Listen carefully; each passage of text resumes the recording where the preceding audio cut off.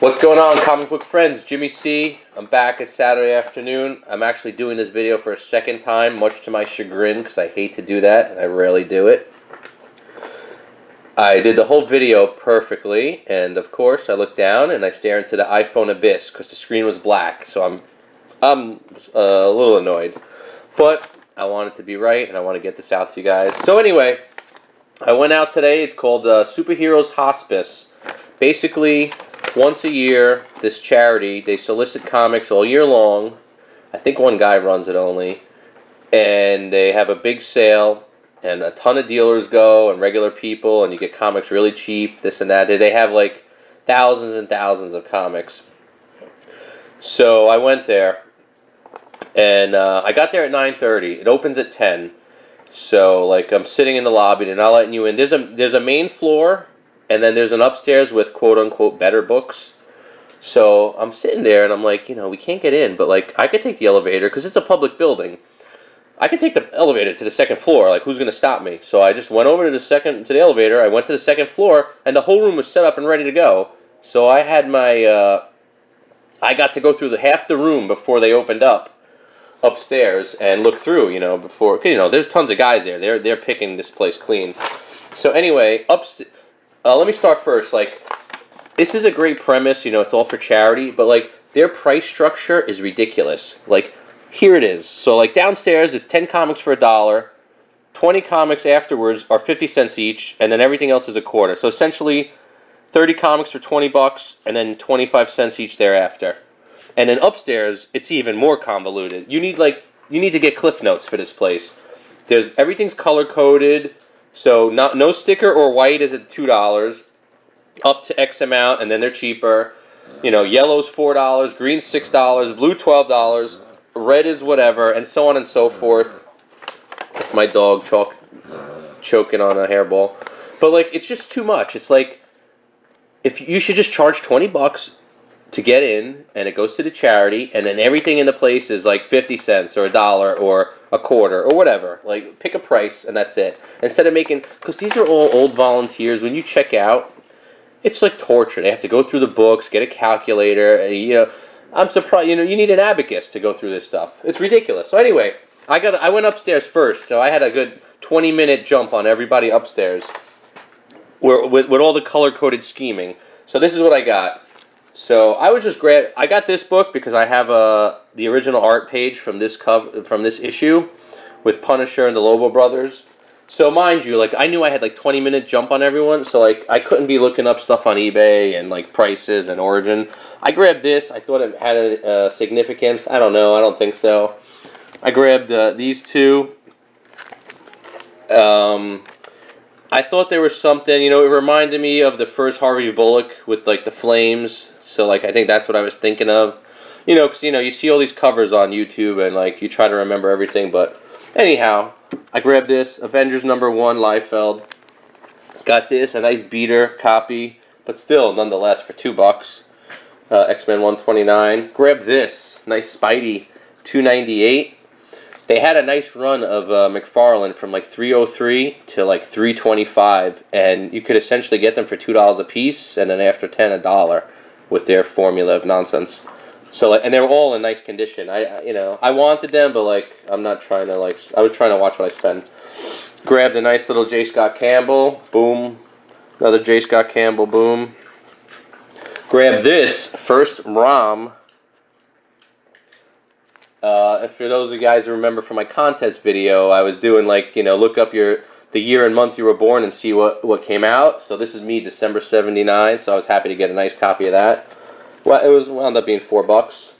Grabbed these two nice beauties. First, Mr. Sinister, and then last but not least, I grabbed two really nice copies of Killer Croc. It's not his first appearance, but like first cover technically, even though you can't see him. So long story short, you know, I sat on the side and I did the math because like I wanted to make sure I spent what I want.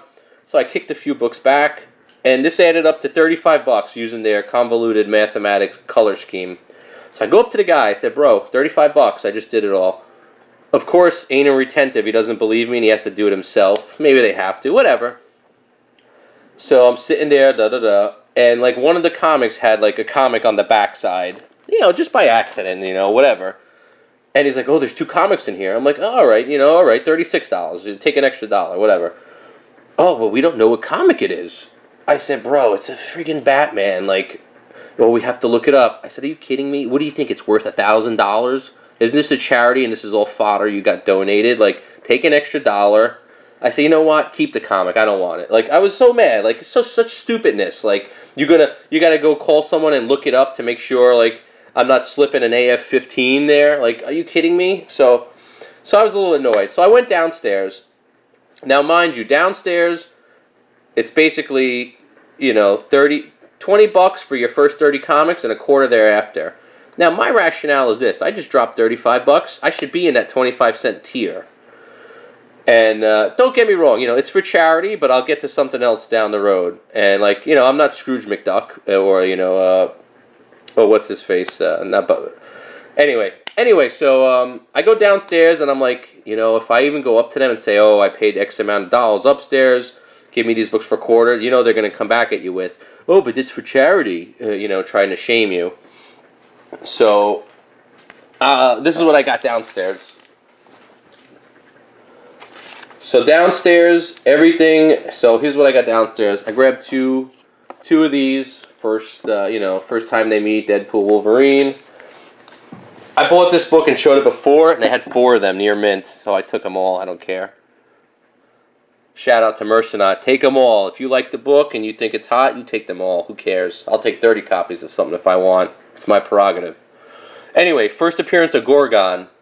I think it's a really cool character. He runs the hand. There's tons of things they could do with this guy. Like, I could see him in Daredevil, Daredevil mixed up with the hand. Gorgon is like, he could, like, predict what you could do, and he's, like, super martial arts guy. So, like, this is an awesome book to get. And, what else? So, like, I am, speculation is all well and good, but I am not one to speculate on stupid variants or whatever that are cover price or more, $5, $10 each. But you know what? If you can speculate and spend $1 or less on a book, have at it. Speculate till the cows come home. So this is my speculation opinion book of the week. What if Karen Page had lived? I just watched Daredevil again last week. She's a main character. I think this has potential. Like, what if Jane became Thor? You remember that book? So if she lives, it has a chance, and if she, because of this, and if she dies, which she does die in the comics, I think they still got, hey, you know what, for a quarter a piece, that all day, that's a penny stock. What else did I grab? I finally grabbed my first issue of this, I don't know if it's still worth money, I'm not up on the new books, but I know it's The Quake. I would never spend more than $5 on this, so I got this for a quarter, all in. Grab this. Got Fathom, Michael Turner, #1. I got 2 of them. You guys probably know better than me if one is a second appearance. Second print. Either way, for a quarter a piece, all day. Got these, nice Usagi Yojimbo, issue 1 and issue 2. Grab this. I think I'm one of the few people who actually watched this show. I think it's on Netflix. Powers. It's with the dude from District 9. The South African guy. It was pretty decent. It's like, it's a good show, whereas you could watch it in the background and do some other shit, but you have it on the background and you're semi-listening.